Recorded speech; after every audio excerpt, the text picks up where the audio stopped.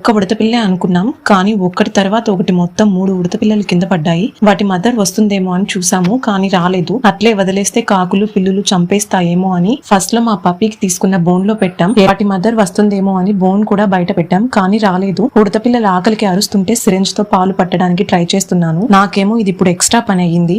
రోజుకి 4 సార్లు వీటికి పాలు పట్టాలి. అలాగని పాపం ఈ పసిపిల్లల్ని వదిలేయలేను.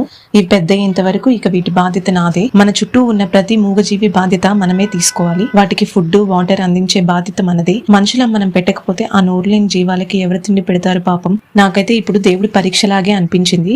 నేనేమో ఊరికి వెళ్లాల్సి వచ్చింది. వెళ్తే వీటికి పాలు పట్టడానికి ఎవ్వరూ లేరు. ఎలాగో టైంకి మా అక్క ఉన్నింది కాబట్టి సరిపోయింది, లేకుంటే పాపం చనిపోయేవి. వచ్చేసరికి చాలా నీరసంగా అనిపించాయి. చూస్తూనే బాధేసింది. సిరంజ్ పెడుతూనే వాటికి పాలు పడుతున్నామని ఇప్పుడు అర్థమైపోతుంది. ఇవి పాకుతుంటే భలే భయం వేసింది. కానీ వాటి ఆకలి తీర్చాలంటే తప్పట్లేదు. మీకు ఈ వీడియో నచ్చితే లైక్ అండ్ సబ్స్క్రైబ్.